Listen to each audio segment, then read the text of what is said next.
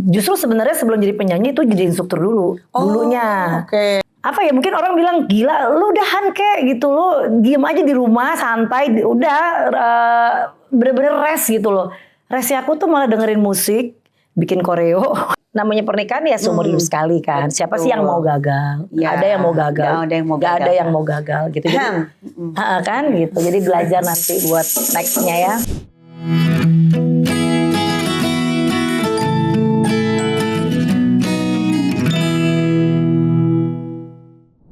Selamat datang di rumah manis kita, Lollipop Love Life and Podcast, tempat di mana kita akan ngobrolin tentang cinta, kehidupan, dan kebahagiaan yang kadang gak selalu mudah, tapi selalu punya makna.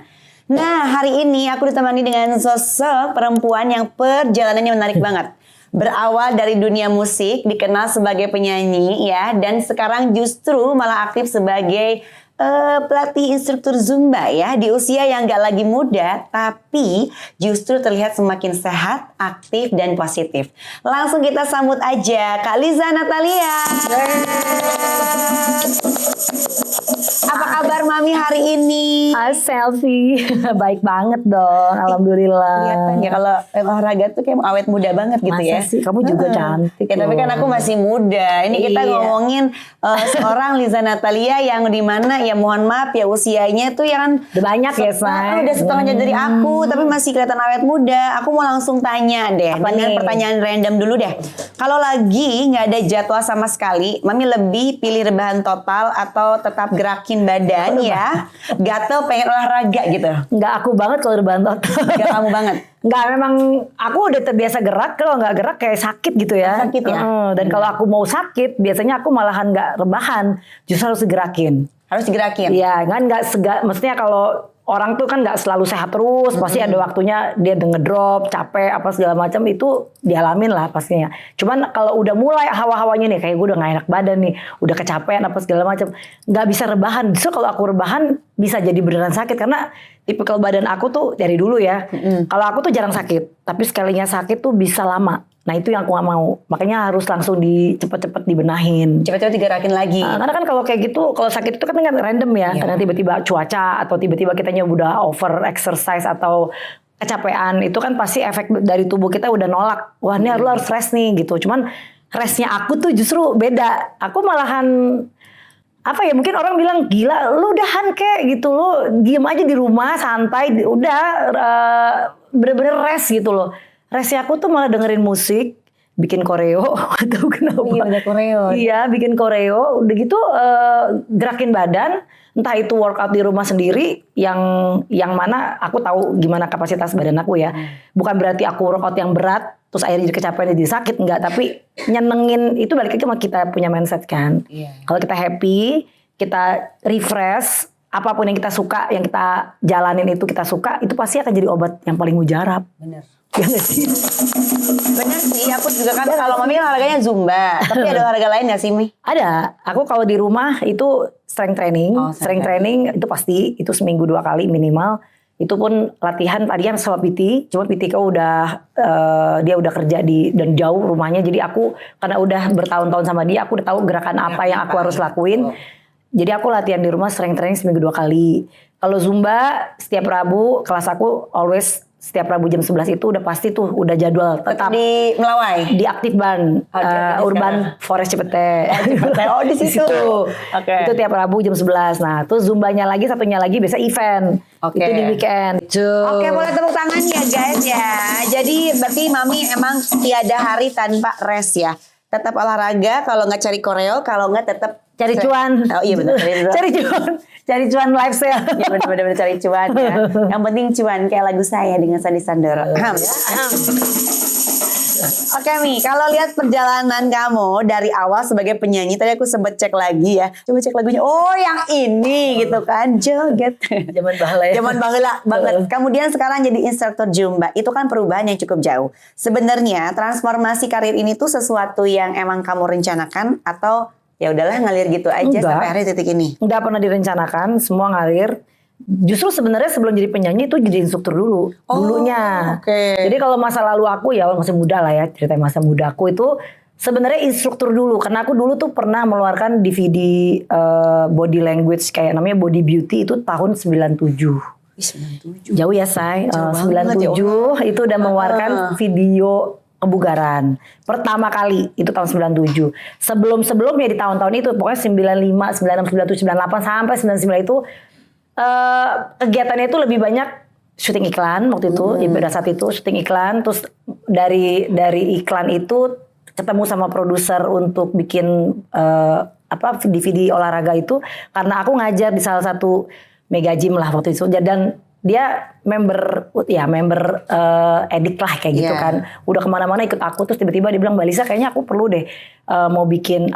Aku pun nggak tahu dia tuh backgroundnya apa, cuman member biasa. Aku pikir nggak taunya dia produser. Dan akhirnya bikinlah tuh si DVD body language itu body beauty, ternyata meledak di pasaran. Ya udah akhirnya ya dikenalnya sebagai instruktur, tetap instruktur body language itu kan. Nah, akhirnya di undang-undang event-event senam tuh senam massal, bukan zumba ya. Dulu nggak ada zumba. Kayak senam apa ya dulu ya? Aerobik dulu, aerobik. Tapi ya yang untuk acara-acara event-event kayak ada kepolisian lah, terus ada yang mungkin ada senam massal yang banyak lah orang-orangnya, terus ada kampanye juga gitu-gitu kan, partai gitu. Biasa kan ya Say, begitu. Nah itu dari dulu tuh. Baru akhirnya tahun mungkin sama berawal dari member. Itu berawal dari member. Jadi aku ngajar, aku punya studio sendiri. Ketemulah sama member-member baru. Ternyata salah satu member itu adalah produser acara joget.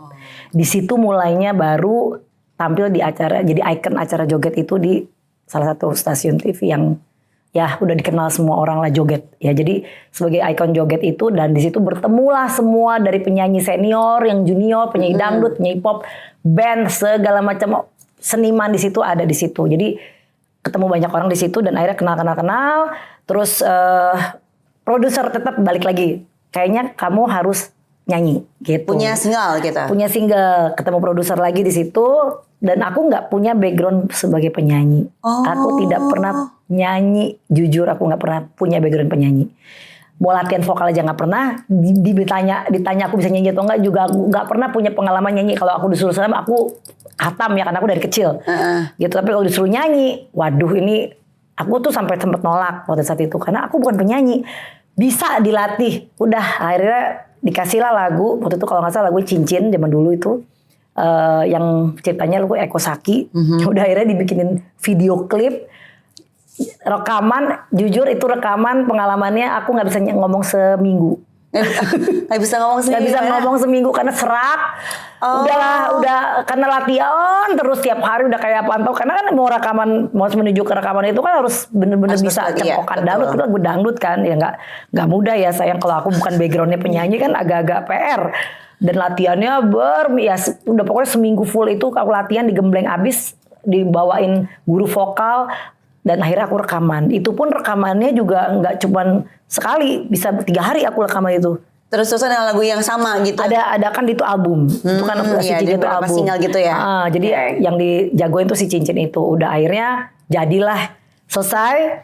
Di situ aku punya pengalaman untuk tour show, untuk nyanyi, jadi penyanyi. Dan itu pengalaman yang sangat wow gitu kan, kayak ini begini ya kalau jadi penyanyi dangdut ya, keliling sana keliling dan aku tuh emang segmen aku tuh kan emang harus joget, karena kan orang tahunya tuh aku ikon joget kan. Jadi nyanyi sambil joget. Harus ada jogetnya, dan itu ada lomba joget yang sama seperti yang waktu aku jadi ikon acara joget itu gitu. Jadi packagingnya bukan hanya nyanyi tapi ada entertainmentnya dibungkus dengan harus ada lomba jogetnya.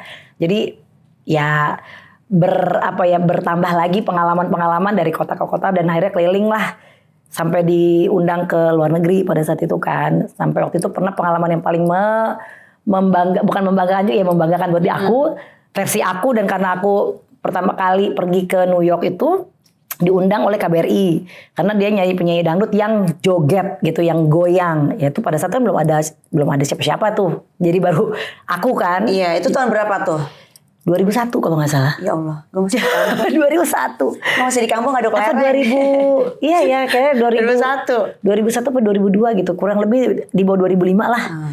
Nah itu pengalaman konser di New York itu, di hall besar, dan itu aku penyanyi itu ada Atik Sibi, penyanyi lokal, karena dia tinggal di New York kan. Jadi penyanyi lokalnya tuh Atik Sibi, penyanyi dari Indonesianya aku sama Katon.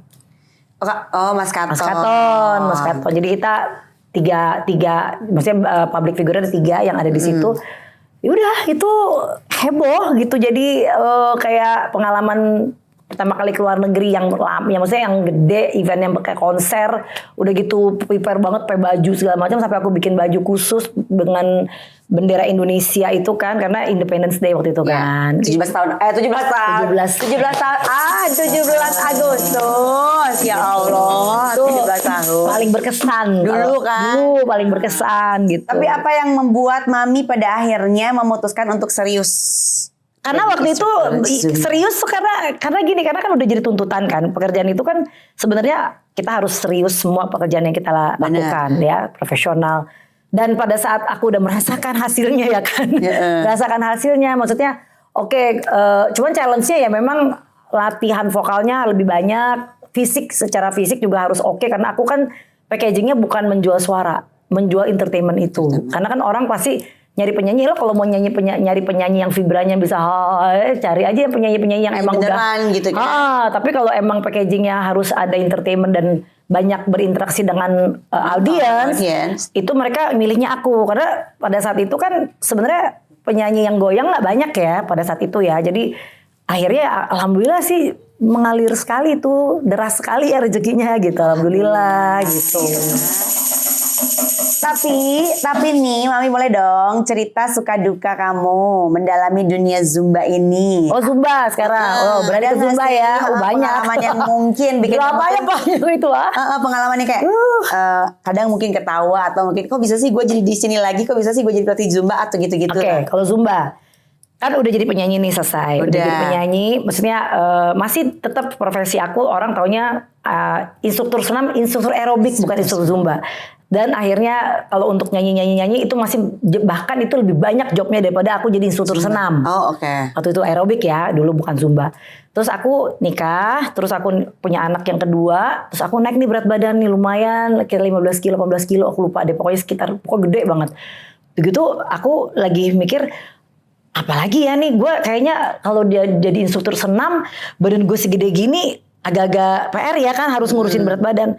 Tiba-tiba salah satu temennya suamiku ngasih tahu, Lis, kayaknya lu harus belajar Zumba, lu banget nih. Dia kan tinggal di Amerika, nyokap gue gila sama Zumba. Itu pertama kali dia ngasih tahu. Zumba, apa tuh Zumba? Gak tau deh, di Indonesia ada nggak ya? Dia bilang gitu. Terus dikasih tuh VCD-nya, karena kan dia mungkin kayaknya jadi instruktur Zumba di musim VCD lah dulu ya. Zaman VCD, betul. DVD. Nih kayak gini. Gak ada di Jakarta, gue bilang gitu. Gak ada nih Zumba di Jakarta. Coba deh lo cari tahu deh, karena waktu itu gue tahu, dia tuh kayaknya tahu banget gitu nih orang. Kayaknya udah masuk ke Indonesia tahun 2009. Itu tuh waktu itu 2010 aku pada saat itu. Oke, aku Google cari itu di mana ada studio yang ada Zumbanya. Ternyata ada apa tuh di Kemang. Pada saat itu aku datengin tuh, ternyata instrukturnya kenal juga. Lah, lu kesini gini lalalala. Udah, akhirnya tuh pas ngikutin Zumba sama dia, langsung jatuh cinta, langsung klik apa segala macam. Terus aku bilang, kayaknya gue mau deh jadi instruktur Zumba. Gimana caranya? Aduh Lis, jauh. Kalau jadi instruktur nggak ada di Indonesia. Mungkin lo harus cari ke luar negeri. Kemana? Nanti gue cari ya negara yang terdekat. Nah akhirnya aku pada saat itu masih mikir-mikir, masa iya gue harus pergi ke luar negeri untuk jadi instruktur Zumba? Maksudnya nyari apa sih training jadi Zin kan, ya, untuk trainingnya. Akhirnya belum jadi instruktur Zumba, aku udah kepikiran bisnisnya. Terus aku tanya sama dia, kayaknya gue mau bikin studio Zumba aja ya kali ya kan. Nah aku kan kalau otak bisnis tuh kayak, wah ini kan belum ada belum banyak di Jakarta. Kayaknya gue kalau bikin bakal viral nih. Bener, aku bikin tuh si studio di Kemang, Lakodovin. Itu pertama, studio pertama Mami. Studio pertama. Sebenarnya studio Zumba ya. Kalau kita bilang Zumba, kalau studio aku beberapa kan udah lama, udah pernah. Tapi studio Zumba aku bikin tuh di atas, di lantai paling atas, namanya Hope Arena. Itu tadinya cuma bisa 25 orang awal mulanya. Tapi aku belum jadi instruktur ya. Terus karena yang jadi instruktur itu adalah teman-teman yang kita kenal itu, yang jadi instruktur. Tapi kan cuma sedikit, di Jakarta nggak banyak. Terus akhirnya kok jadi banyak nih orang yang datang. Nambah sampai nggak muat, sampai aku pindahin ke hall basket. Itu sekali Zumba itu bisa tembus 90 orang. 90 orang, 80, paling dikit 70. Nggak muat studionya, nggak nampung. Ya kan Hoop Arena itu kan ada studio, ada tempat basket. Iya. Si tempat basket itu kan emang gak ada kaca, kan cuma akhirnya aku ambil aja portable panggung, aku taruh sound system, jedang 80 orang, 90 orang, 100 orang. Oh my god, ini banyak banget yang datang gitu, nggak diprediksi, dan akhirnya viral sampai artis-artis banyak yang datang pada saat itu. Termasuk aku.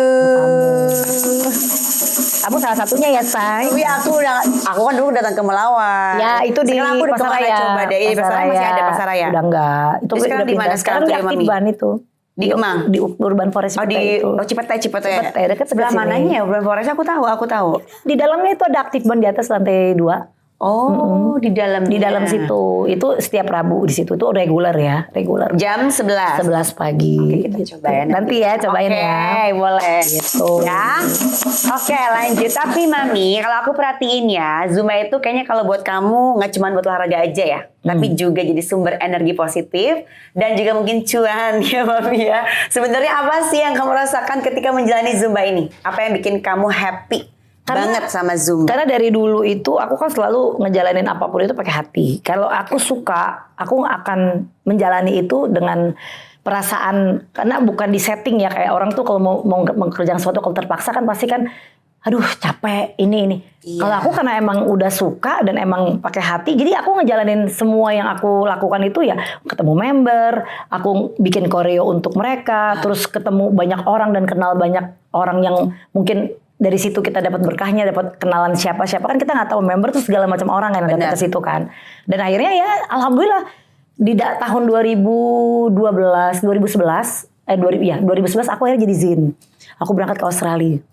Udah gitu sekalian. Jadi abis dari Australia itu ada training apa? Ada training B1 namanya B1 training itu untuk jadi instruktur Zumba. Abis dari situ aku lari lagi. Kemana nih? Ada training di mana? Aku berangkat ke Eropa itu, jadi ambil 3 training sekaligus, ambil Zumba toning, Zumba sentau, sama Zumba gold. Jadi itu semua item Zumba ada 7 yang aku ambil semua, saking aku cinta dengan olahraga itu. Aku pengen tahu kalau Zumba yang umum, Zumba fitness. Kalau untuk ibu-ibu yang di atas umur 50 ya mungkin yang beda lagi. Basic banget itu harus ngambil Zumba gold. Mbak Lisa harus punya sertifikatnya.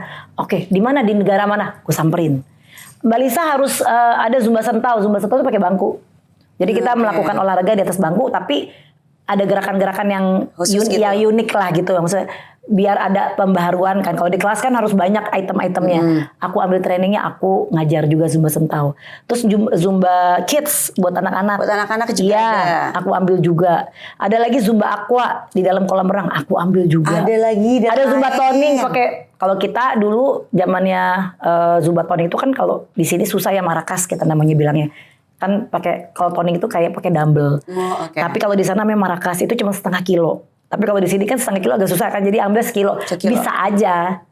Tapi kalau Zumba toning di Indonesia kurang laku kayaknya. Ya, lebih banyak tuh yang paling laku tuh Zumba fitnessnya. Zumba fitnessnya yang biasa. Yang kita biasa lakuin gitu. Tapi kalau ngomong-ngomong koreo nih Mami, Mami itu setiap hari harus cari gerakan yang baru atau mungkin update lagu baru atau bagaimana tuh? Iya, karena kalau koreo itu tergantung yang viral. Jadi gini, kalau kita sebagai instruktur itu kan harus update kan. Misalnya dari lagu Zumba kita udah tentuin setiap bulan. Jadi kita kalau jadi Zin itu, jadi instruktur itu udah dapet platform kayak udah, nih ya bulan ini ada lagu ini. Kamu cari yang kira-kira kamu suka yang mana, atau kamu mau ngajarin ke member yang mana. Tapi kalau bisa semuanya ya bagus, karena kan semua kan itemnya banyak, ada salsa, ada merengue, ada cumbia, ada reggaeton, segala macam ada. Jadi kita tinggal pilih nih, kayaknya yang gue serak lagu ini, aku akan bikin koreonya bisa sama yang Zumba kasih, atau kita bisa create lagi. Improvisasi gitu improvisasi lah ya. Untuk si member, karena member kita kan ada yang baru banget kan, jadi nggak pakem banget nih kalau dia ikut salsa,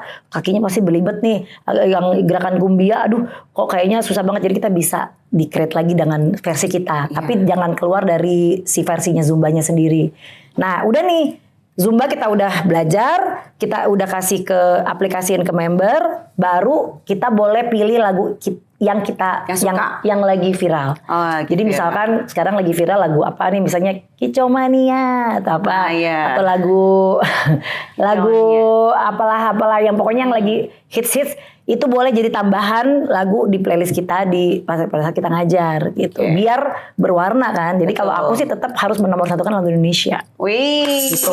Harus. tetap harus Harus. makan lagu Indonesia. Ya, karena lagu Indonesia itu kan emang pasti nggak mungkin member itu udah pasti Pasti hafal gitu ya. hafal, suka. Jadi kita harus selipin lagu kita juga. Jadi di dalam kelas itu berwarna. Jadi ada lagu Zumba, ada lagu internasional misalnya lagu hip hop misalnya, atau lagu Bollywood, misalkan ada lagu-lagu yang berhubungan dengan ya yang lagi hitsnya apa, atau lagu Afro, yang kan lagi Afro, anak-anak Gen Z kan lagi Afroan nih sekarang kan. Afro itu apa? Afro banget ya, ada gerakan Afro gitu. Pokoknya yang lagi hits yang disukain sama anak-anak kan membernya beragam. Ada anak Gen Z juga, ada yang seumuran aku, ada yang masih umur 30-an dan mereka tahu lagu yang lagi viral. Nah, kita keluarin langsung mereka wah gitu kayak asik banget nih lagu itu. Aku sekarang lagi gila lagu Michael Jackson kan. Yang mana? Itu ada di Instagram aku lagi pada heboh. Kan lagi filmnya Michael Jackson kan sekarang kan. Iya. Jadi kita update tuh. Kalau aku bilang wah ini nih. Kayaknya aku harus bikin koreo yang gampang. Itu anak-anak seumuran aku itu, maksudnya ibu-ibu yang seumuran aku tuh pada, aduh gue banget, aduh gue nostalgia. Jadi kayak gitu. Jadi seru deh di kelas itu kayak mereka happy-nya kelihatan Ya udah gitu nanti loh. aku coba ya. Aku coba ikut kelasnya Rabu Udah jam lama. 11 ya. Rabu jam 11 kan. Oke, catat ya. Rabu jam 11 siang antar aku. Iya harus. Ke Cipete. Kembali lagi ke kelasku. Oke, tapi ini Mami ya kan gak semua orang berani berubah, apalagi di usia gitu ya, yang mungkin buat orang lain itu sudah mulai melambat gitu ya, alias sudah berumur. Apa yang bikin kamu justru memilih untuk tetap aktif dan berkembang di usia kepala 5 ini? Gini, kalau aku karena mungkin kegiatan aku isinya yaitu olahraga dan ngajar. Sebenarnya aku nggak tipikal orang yang emang mensyukuri lah apa yang aku lakukan, apa yang aku dapat, dan ilmu yang aku punya. Aku yang aku rasain keberkahannya adalah ya membuat orang sehat kan berkah. Betul. Membuat orang bahagia karena mungkin mereka suka dengan kelas aku itu berkah juga. Betul. Jadi kan nggak putus ya. Jadi aku rasa dari situ terpancar juga dari kitanya sendiri kayak ada rasa ya Allah ya aku masih dikasih sehat umur segini, aku masih dikasih penampilan sama seperti ini, masih dipakai, masih percaya sama orang untuk event-event sampai di umur 10 seperti ini kan itu kan nggak kita planning gitu loh. Aku ngalir aja dengan apa yang ada sekarang gitu dan alhamdulillah jadi terinspirasi. Banyak orang yang nanya, Mbak, Menginspirasi orang banyak malah iya gitu kan. kayak umur udah segini kok mukanya diapain sih? Diapain? Ditarik nggak gini? Enggak, aku bilang. Terus kok bisa badannya gini? Apa disedot lemak? Enggak, aku bilang enggak. Jalanin aja. Pokoknya apa yang aku rasa aku harus jalanin ya aku jalan. Enggak yang maksudnya kayak ngoyo gitu loh. Kok diet? Nggak sampai nggak makan, sampai sakit, sampai ngedrop gini-gini. Enggak juga. Semua balance gitu. Kalau aku ngerasa harus balance. Apa yang kita keluarkan, energi yang kita keluarkan. Misalkan tahu nih, gue besok mau ngajar. Berarti kira-kira bisa 1000 kalori nih. Terus sarapan apa yang aku perlu makan? Ya aku makan yang nggak pernah aku makan berat kalau sebelum olahraga karena bakalan jadi kayak nggak enak dong perutnya. Jadi aku makan yang protein, banyak protein kayak telur setengah mateng, itu penyebab putihnya doang, sampai 4 telur aku makan banyakin aja gitu. Terus udah aku cuma minum kopi hitam tanpa gula, that's it. Pagi tuh gitu doang. Emang bener kopi hitam ya, nggak pakai Iya, gula, itu pagi-pagi doang, putih nggak telur. ada yang putih telur. Udah 4 butir, udah. Terus dia bilang, emang nggak lapar ya? Itu makannya dikit banget gini-gini. Emang udah biasa, udah aku setting kayak gitu. Dan itu udah lama. Gitu, terus abis Zumba kan sekitar jam 1 kan selesai. Terus makan siang. Udah aku makan siang, makan bener makan. Tapi aku lihat yang aku makan apa? Contoh, oke, gue mau makan ayam goreng, misalnya apa yang bakar. Ada menu gitu, misalnya menu yang apa? Ya udah, gue makan banyak proteinnya apa? Ayam yang dibakar. Aku milihnya ayam yang dibakar. Terus nasi, cuma 3 sendok cukup kok buat aku. Ya Allah. Kalau aku ya, Oke. itu kan kalau aku. Iya, 3 sendok iya. cukup lah. Tapi sayurnya ya agak tumisannya lebih banyak. Itu sebenarnya aman, kenyang aja. Oke, Gitu. kita coba ya nasinya 3 sendok aja cukup ya. Tapi kayak gue nggak bisa deh 3 sendok ya. Tapi Kamu dengan- kan udah kurus, Iya, ya tapi Allah. kan aku sih makan nasi terus sih Mami. Cuman kalau sampai 3 sendok doang kayak Kurang ya, Say? agak kurang ya. Tapi kalau mau diet lagi sih pasti ke situ juga sih akhirnya. Aku malah kadang nggak makan nasi juga. Nah, Dulu, tapi sekarang udah makan nasi lagi dan nasi normal lagi, lah. Makan normal. siang, makan malam aku makan nasi. Gitu. Tapi Mi, dengan aktivitas yang padat nih dan tetap harus tampil energik. Cara Mami Liza ini buat jaga mood dan energi itu gimana? Kalau misalkan lagi tiba-tiba harus ngajar Zumba, moodnya lagi jelek. Pernah. Nah itu gimana tuh mengembalikan moodnya itu? Ya harus bisa menyikapi, karena gini loh, kalau aku selalu ya misalkan nih kan kita juga selalu pas berangkat selalunya happy, dan pasti lagi ada apalah di rumah, misalkan sama anak-anak lagi ribet apa segala macam, kan mood kita kan pasti ngedrop. Aku selalu nggak tahu ya, ini ritual aku ya. Aku selalu kalau setiap berangkat tuh kayak aku ngomong sama diri aku, ya minta sama Allah juga gitu kan, maksudnya aku mau ketemu orang banyak, berikan yang terbaik penampilan. Ya penampilan kan berarti kan aku ngajar, ngasih manfaat diri lah, aku, gitu ya. pokoknya sugestiin diri aku, sugestiin diri aku biar aku tuh bisa ngontrol mood aku biar bagus, bisa tetap maksudnya tetap kualitas ngajarku tetap bagus karena aku tahu tanggung jawabku kan di situ. Jadi sugestiin diri aku untuk bisa tetap stay, tetap bagus, tetap mood gue bagus, meskipun itu harus kita tutupin, misalkan ada sesuatu apa. Tapi kan nggak pasti orang yang tahu aku pasti ngeh pasti yang tahu aku. Tapi kalau yang nggak tahu mungkin nggak ngeh. Yang mungkin yang kenal banget sama aku ya kayak mungkin manajerku, asistenku, tim aku. Mami nih kenapa sih? Kok diam aja dari tadi?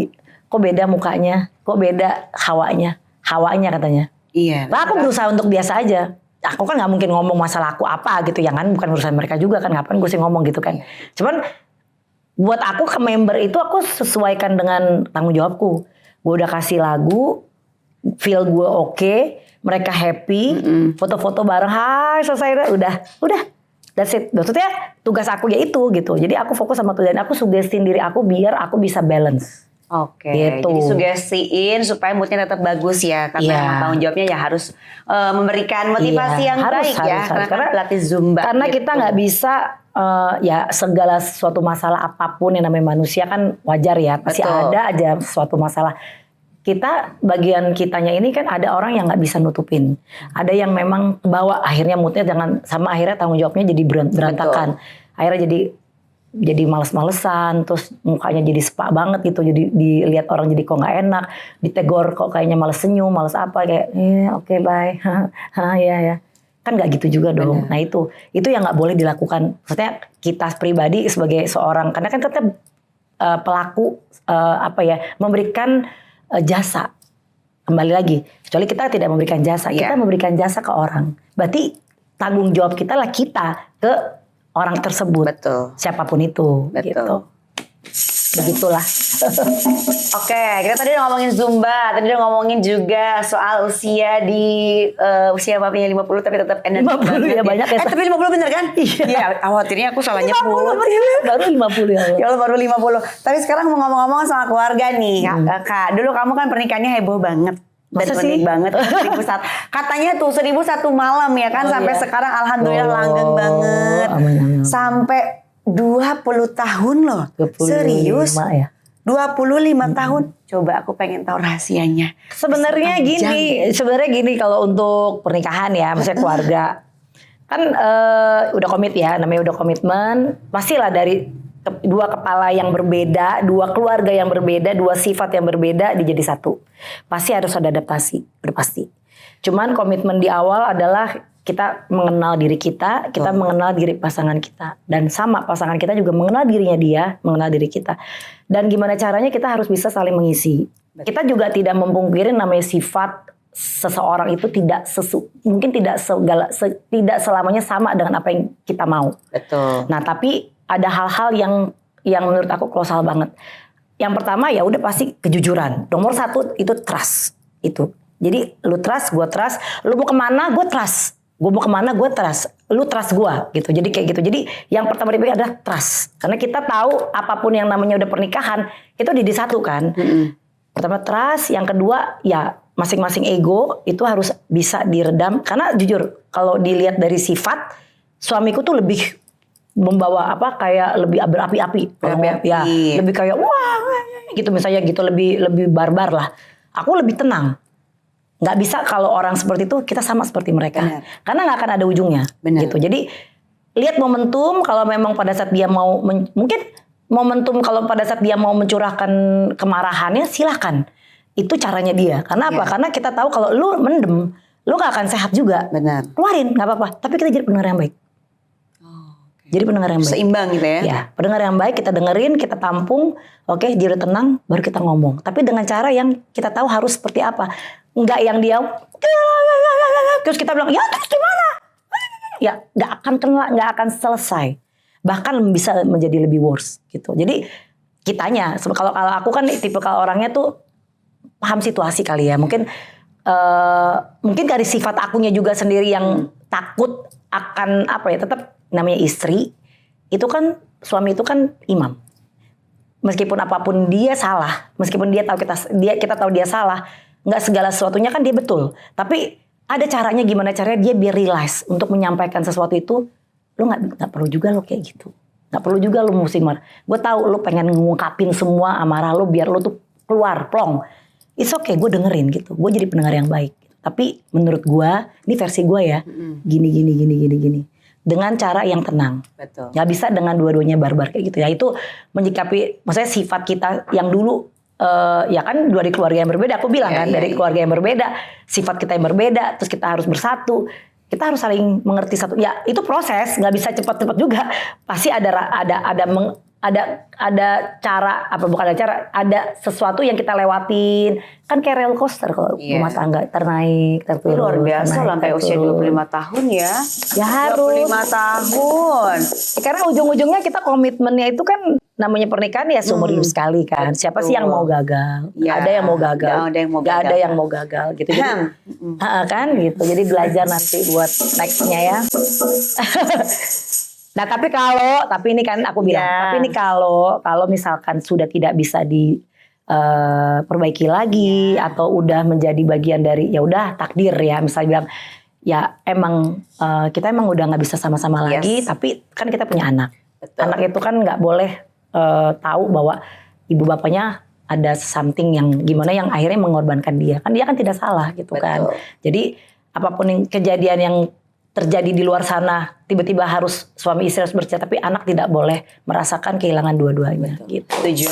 Kadang-kadang itu yang susah ya. Nah tadi kan udah ngomongin pernikahan 25 tahun, aku pengen tahu juga nih, siapa tahu kan nanti kedepannya aku bisa jadi ikutin jejak kamu yang lama.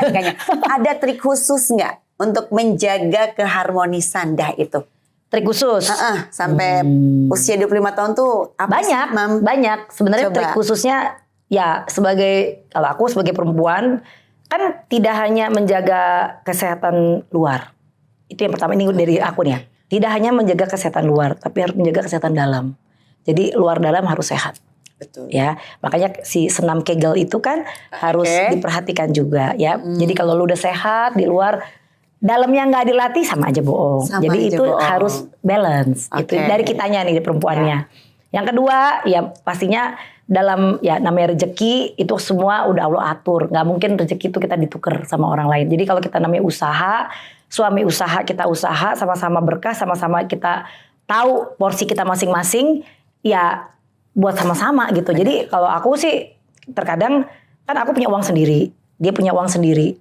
Meskipun kalau dari sisi misalkan penghasilan apa segala macam, ya nih dari suami butuh istri. Itu kan memang udah ada koridornya. Tapi kadang-kadang ya deh kalau dia lagi nggak ada uang misalkan, dia lagi susah, lagi drop, kan harus aku yang cover. Itu aku melakukan itu. Dan aku mengalami itu semua.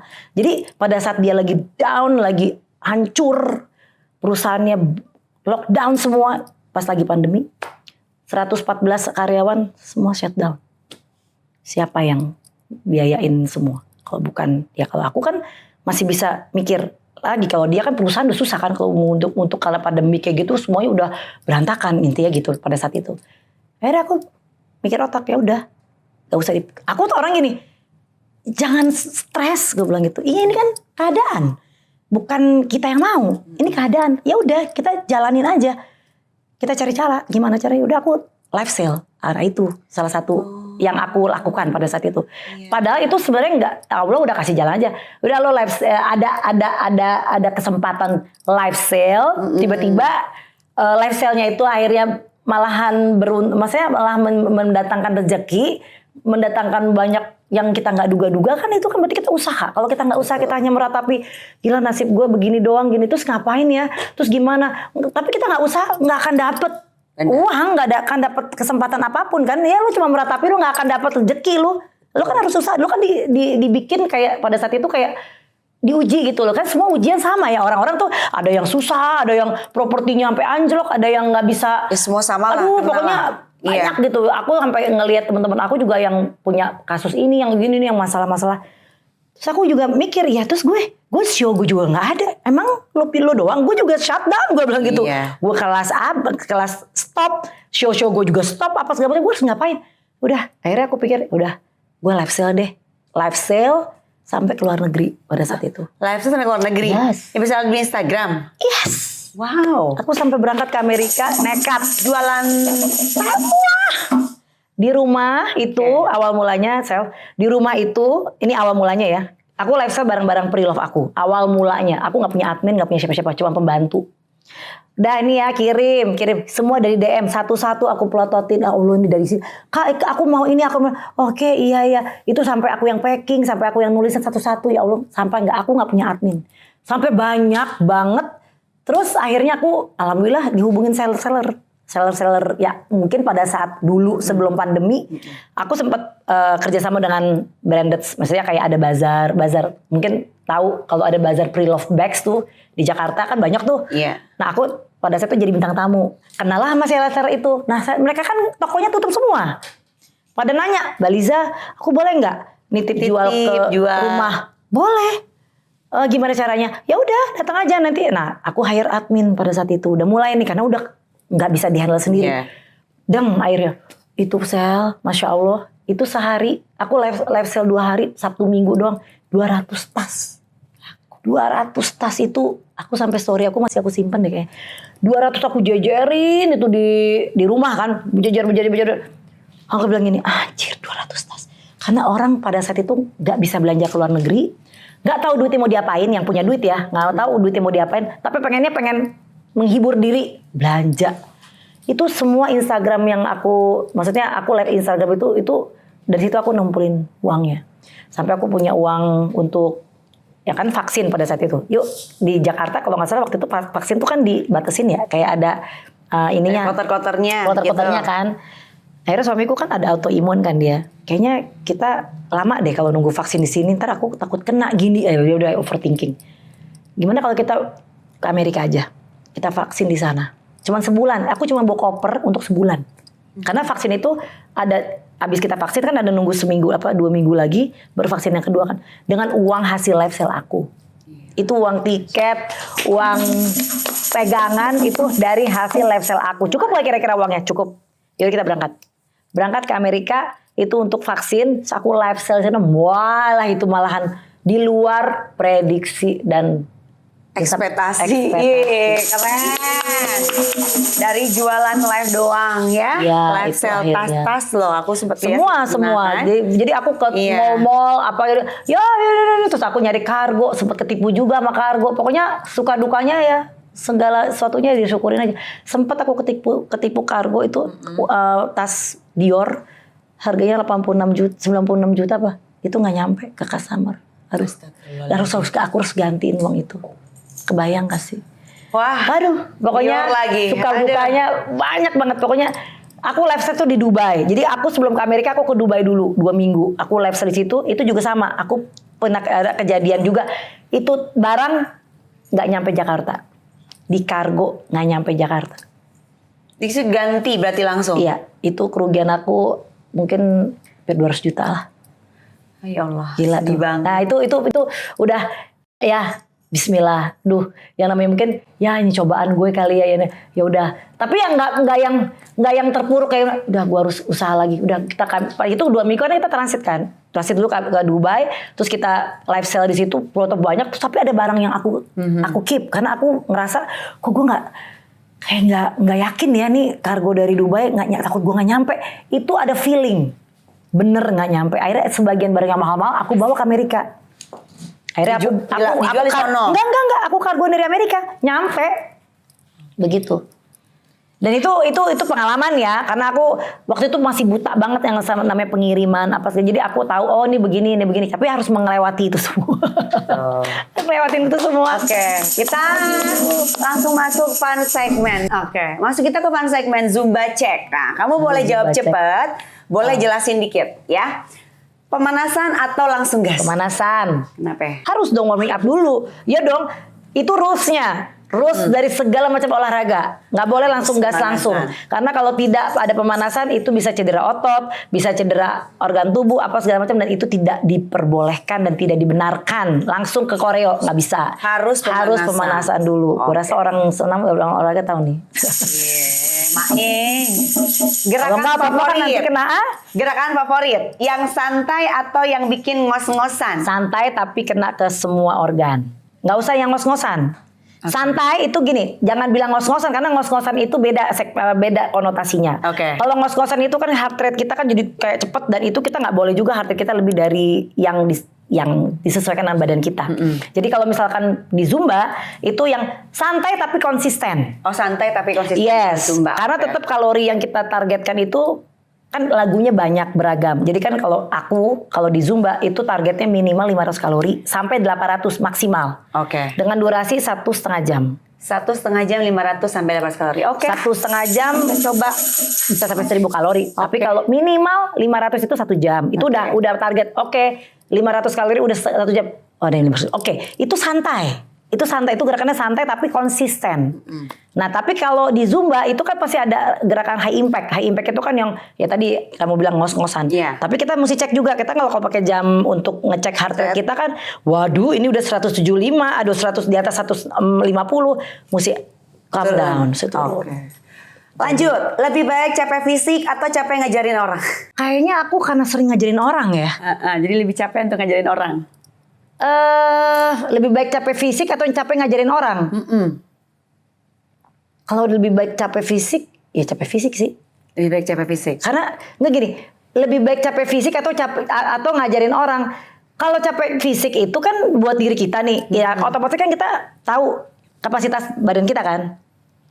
Capek nih, aduh gua udah cukup nih, nggak boleh lebih. Tapi kalau disuruh capek ngajarin orang, aku lebih suruh capek ngajarin orang. Kenapa? Karena ya aku lebih suka ngajarin orang. Mendingan itu, karena aku biasa ngajarin, aku tuh sabar. Termasuk orangnya sabar untuk ngajarin orang. Jadi kalau ada orang yang karena udah terbiasa kali ya, dari kecil kan aku bukan dari muda banget, aku udah biasa ngajar. Jadi tahu nih trik-trik dari orang yang datang nggak bisa, yang olahraga gitu ya. Berantakan aja gue tahu, yang offbeat aja gue tahu. Sampai akhirnya tapi dia berusaha untuk mau ikut. Itu kan apa ya, kayak aku tuh appreciate gitu loh sama orang kayak gitu. Iya. Gue tahu lu datang jauh-jauh ke sini, lu pengen bisa dance atau lu bisa gerak, tapi lu mau berusaha. Jadi lebih baik lebih baik capek ngajarin orang. Oke, lanjut. Mood jelek tetap olahraga atau skip dulu? ya tetap olahraga dong. Tetap olahraga. Mendingan itu karena itu obatnya. Iya sih, berarti tetap awet muda. Oke, terakhir lebih pilih kelas yang ramai banget atau private? Aku suka yang rame. Rame? Yang rame banget. Suka yang rame banget, biar lebih semangat ya? Ya dong, beda. Kalau private itu kan sedikit orang kan, gitu.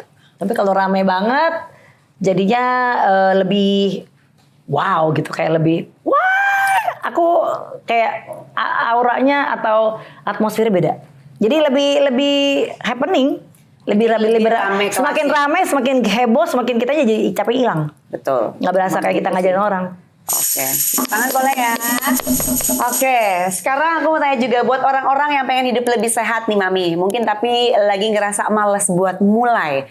Banyak alasan, sibuk atau ngerasa gak pede karena usia. Kalau dari Mami Lisa, langkah kecil apa sih yang bisa bikin mereka mulai dari sekarang? Niat, yang pertama niat dulu. Dan dia harus bisa, jadi gini, biasanya kalau orang yang udah ngelihat kita role model, kita tuh role model kan. Jadi kalau role model itu kita harus bisa menginfluence siapa yang ditargetkan. Kalau ini banyak, ini tadi pertanyaannya itu sangat banyak sekali orang yang udah terinfluence sama aku. Jadi alhamdulillah. Jadi yang tadinya iya Kak, aku tadinya mager, tapi kok pas ngelihat Kalisa lagi ngelihat di Instagram atau di YouTube atau di mana, kok aku jadi termotivasi karena umurku kayaknya mirip sama Tatwe. Kok aku badannya begini, aku kok jadi gampang sakit, kok aku jadi baperan, katanya. Pokoknya segala macam keluhan. Yes. Aku bilang semua itu kan tergantung dari kamu, kembali lagi sama diri kamu sendiri. Itu pilihan. Apapun kehidupan kita tuh pilihan. Kita mau pilih seperti apa. Betul. Ya kalau kamu mau pilih sehat, kamu harus mulai. Nggak bisa kamu ngikutin mood kamu yang kayak begitu. Mulailah kamu berangkat cari tempat yang paling dekat dari rumah atau cari komunitas yang memang membuat kamu tuh menjadi bangkit gitu loh. Apapun. Atau saya introvert, ada. Saya introvert loh, saya nggak bisa loh ketemu orang-orang banyak. Saya gini. Ada yang kayak gitu. Kalau introvert ya mulai dari kamu latihan dulu. Mungkin kan banyak YouTube. Ya, maksudnya udah banyak segala aplikasi yang bisa kamu lihat untuk kamu bergerak dulu. Baru nanti kalau kamu udah ngerasa bisa, kan introvert itu kan balik lagi sama orang yang nggak percaya diri untuk datang ke kerumunan orang. Ya ada yang kayak gitu. Oke. Terakhir sebelum kita tutup, kata-kata hari ini boleh. Kata-kata apa nih? Itu. Kata-kata Penyemangat untuk orang yang mau berolahraga mulai hari ini gitu. pokoknya tetap semangat, jadilah diri kamu yang sebenarnya dan harus bisa memberikan berkah juga kepada orang lain. Hidup itu harus memberikan berkah kepada orang lain, bermanfaat untuk orang lain dan diri sendiri dan keluarga, dan dipastikan kalau kita ini sehat jasmani dan sehat rohani. Oke, kalau gitu terima kasih Mami Liza, Natalia. Hari ini kita sudah banyak belajar ya bahwa berubah itu nggak harus nunggu waktu yang sempurna dan nggak ada kata terlambat untuk dimulai. Dari cerita Mami Liza ini kita juga diingatkan nih bahwa menjaga diri itu penting, bukan cuma soal fisik tapi juga tentang energi, semangat dan cara kita melihat hidup. Buat kalian yang lagi nonton, hidup itu seperti lollipop, kadang manis, ada asam, kadang juga ada pahitnya. Betul, tapi semua yang terjadi dalam hidup kita pasti punya maknanya masing-masing. Kalau hidup kamu lagi di Ibaratkan Lollipop, lagi dirasa apa? Boleh tulis kolom komentar di bawah ini ya. Sampai ketemu di Lollipop Love Life and Podcast berikutnya. Tebarkan cinta dan kebahagiaan. Bye-bye.